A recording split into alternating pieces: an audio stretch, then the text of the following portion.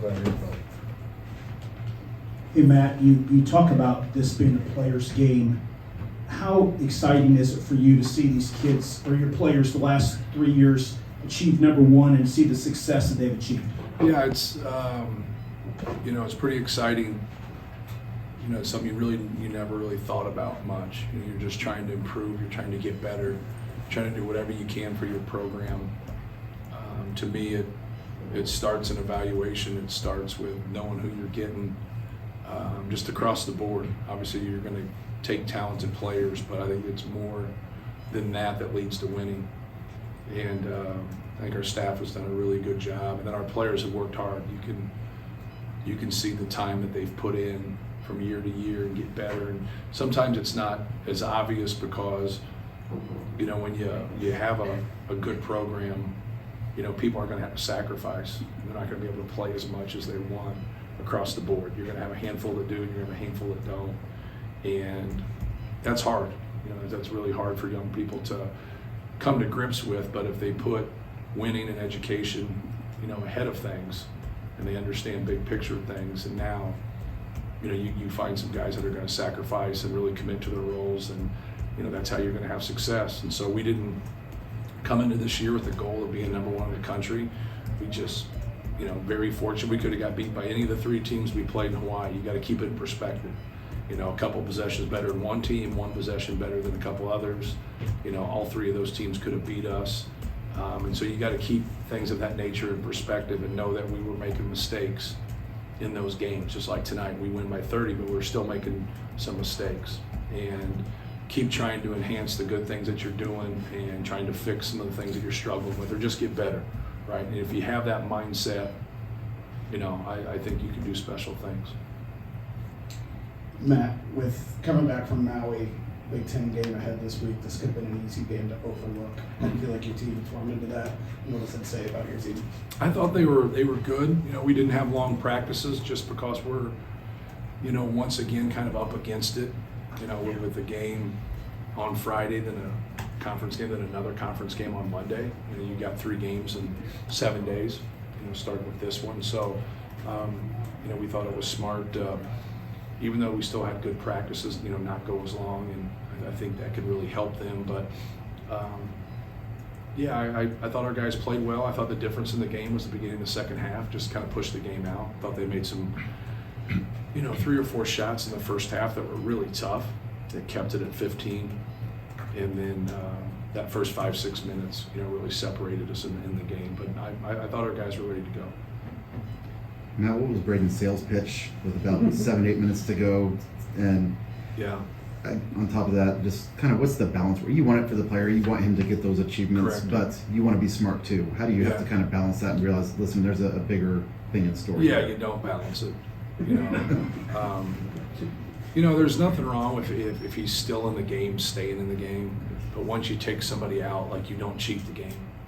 And then you're the biggest buffoon in the world if he goes back in and he gets injured.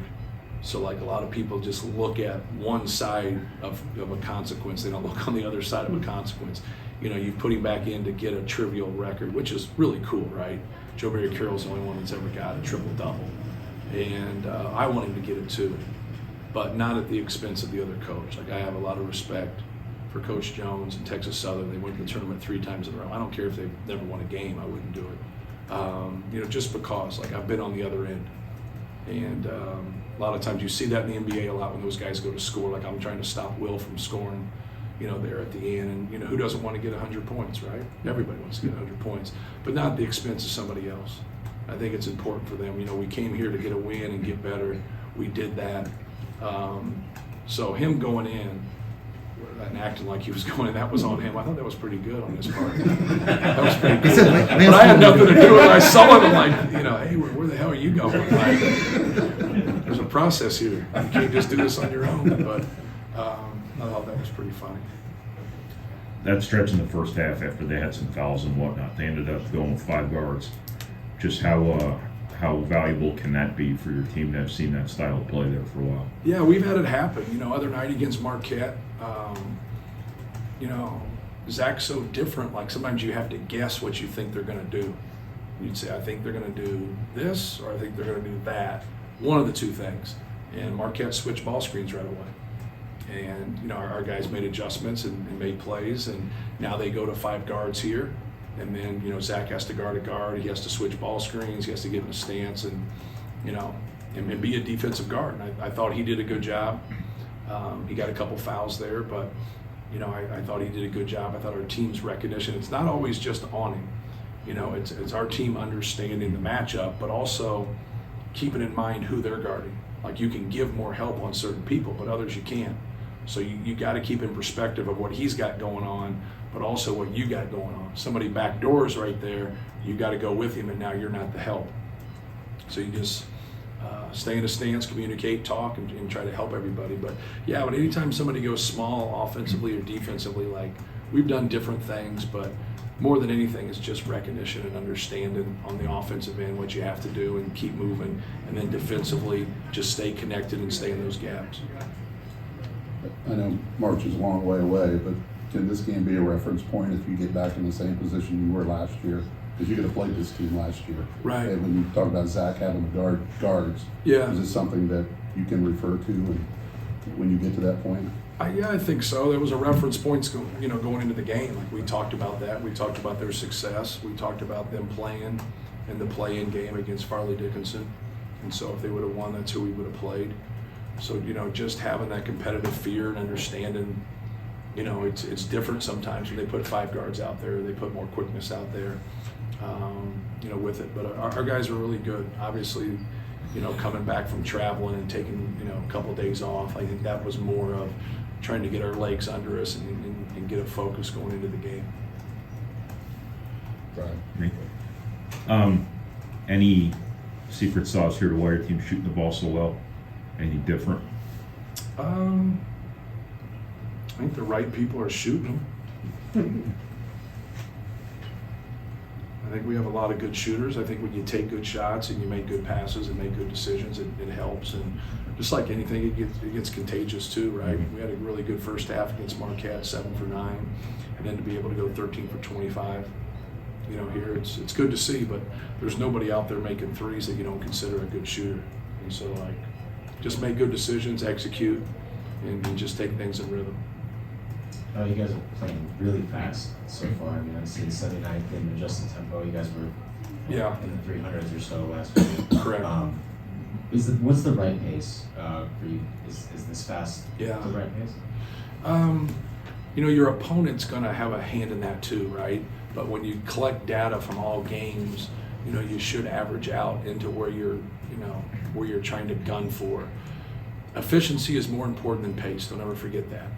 Like there's people that like beat us up in recruiting one time because of our slow pace. I said, well, the object's to win the game, right?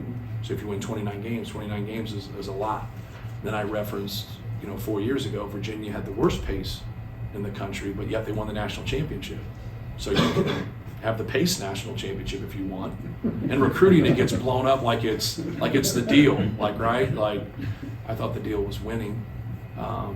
So like you want to play to your strengths. I think Lance helps that. We've done a better job of outletting the basketball and trying to get Braden up the court.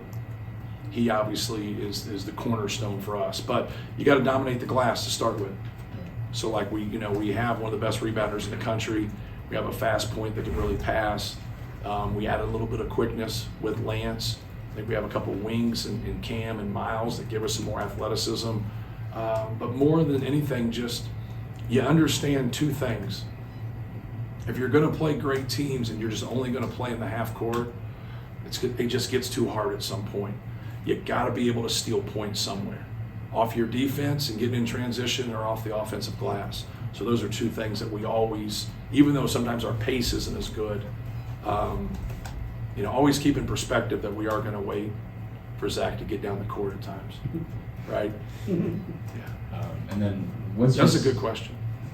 And then what's your sense for what this team can shoot from the line, or what they should be shooting? Yeah, like I think we're a better free throw shooting team than we're showing right now.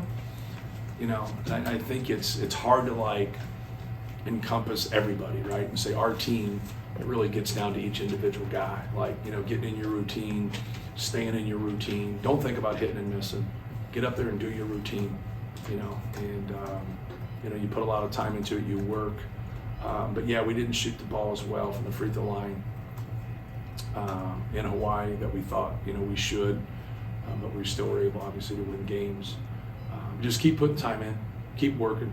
You know, if you're going to get 40 free throws, like that's a good day, right? Our league's very physical, and that's what you have to be. You got to be able to be physical without fouling and try to keep people off the line. Last year we had the fewest fouls in the country, and it's something that you want, right? You want to make more free throws than your other team shoots, your opponent shoots. So. Hey, Matt, the season's early, but are there some things that kind of has surprised you or you've learned about this team that you didn't expect this year? Not really. No. I think we have good guys. I think we have mature guys. I think we have guys that care about the game. They put a lot of time into it. We have a lot of experience. It wouldn't have surprised me if we'd have got beaten in any of those games there. I mean, obviously I'm excited that we won all of them and we're in this position, but that's what you want. I think we have a great team, have a great schedule. A lot of people don't understand that. Like if your team stinks, have a bad schedule. If your team's average, have an average schedule. Like we have a great schedule. People are like, man, you're worried that you're playing too many, good teams? Yeah. But that's what you do when you have a great team. Like you have to prepare them. And so we haven't played a road game yet, right? Oh yeah, we have. We played Arkansas. It didn't count, but the experience is still the same. Anybody that was there, understands how tough of a place that is to play. And they play hard and they're athletic and they got a great coach, and the same's going to hold true at Northwestern, right? It's going to be a road game. It's going to be very difficult. He's a great coach. They have a great system. They have a very talented point guard. They have a lot of really good pieces. Barnheiser's become a player on both ends of the court.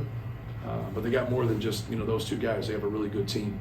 They have a foundation and they run good stuff and they're Grammy on defense. So we're going to have our hands full. Man, I'm going back to Braden and this triple-double thing, not to harp too much on it, but this is the third or fourth game this year where he's really kind of flirted with this. Just how Right. rare is it to find a guy who can do all three of those and play defense as well as he does? I mean, it seems like Right. he doesn't really have a weak point to his game. Yeah, just trying to get him to score, and look for a shot, make the defense take it away. Because his best thing he does is deliver the basketball and pass the basketball. And if they're just playing for a pass and he's not looking to shoot, then he's kind of self-checked. We had, probably about a quarter of our games last year where that was the case. And just really tried to encourage him to be as aggressive as possible and look for his pull-up threes, look to get to the basket, and then, feel good about playing off his instincts once they take those things away. Defensively, he just get in the right place. He sometimes the fatigue sets in, or, he gives into it. He becomes a watcher on defense. When his hands are active and he's in passing lanes and he's sticking to our rules, man, he creates havoc out there. And that's what we need. And he's instinctually just a good rebounder. You talk about his passing and his scoring, but, he just has a nose for the basketball. He's one of those guys. So we just need him to keep going. The back, and then Brian, us two. Coach, you can kind of say that the team's been getting respect from officials with the number of fouls you guys have been drawing. How do you get the team ready for a game against Northwestern on the road? Right. The whistle might not be there. Yeah. You just got to be able to play through it. If you're not going to get calls, you got to be above it. You can't get frustrated, and then it affects other parts of the game. And I think we've had enough experiences to where we've been able to fight through it, and we had some really physical games in Hawaii, really physical, and just stay with it. So I think that's the most important thing. When you have officials that have reffed him before, it helps. It really helps because they understand the two hands in the back, the knees, jumping into him, just the difference. Between a foul and a play on, more than anything. But we don't need to officiate. I need to coach, and they need to play, and that's our focus. That they got to do their job. I think sometimes we make it worse when we when they're fouling him every time. And then you go back and watch film, but if you get caught up into it, you don't get anywhere. Fans look at me like I'm gonna get somewhere. Like you don't get somewhere with certain guys who ref. And other guys are easy to talk to, but other guys they're not. They're going to call it the way they want to call it, and that's that. We have to adjust to them. They don't adjust to us. That's one, Brian. Do you have a pretty good grasp at this point of where the scoring comes from after you've cycled out Zach, Braden, and Fletcher, or is that still a process? Say that again.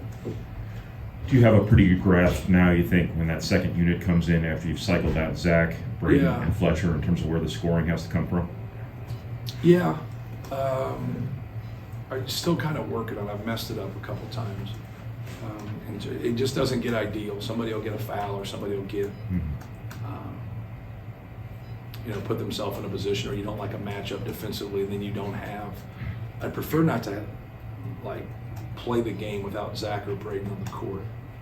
But sometimes how I sub, I do, and so I think, we play a lot through ball screens with him, and then we play a lot through Zach and post ups. And so when that goes away, Trey Kaufman probably comes in there, and we try to run stuff just whether it's for a shooter or something like that. But you also can organically score just through motion and moving the basketball and just making reads and playing. So that's kind of ongoing, for us trying to kind of figure that out. But I saw where we were even when he was out of the game in the 3 games in Hawaii, when Zach was out of the game. So I thought that was, we'd like to obviously be better, but it wasn't awful, right? If you're even against those 3 teams and he's not in the game. So Thank you, guys. thank you. Thank you.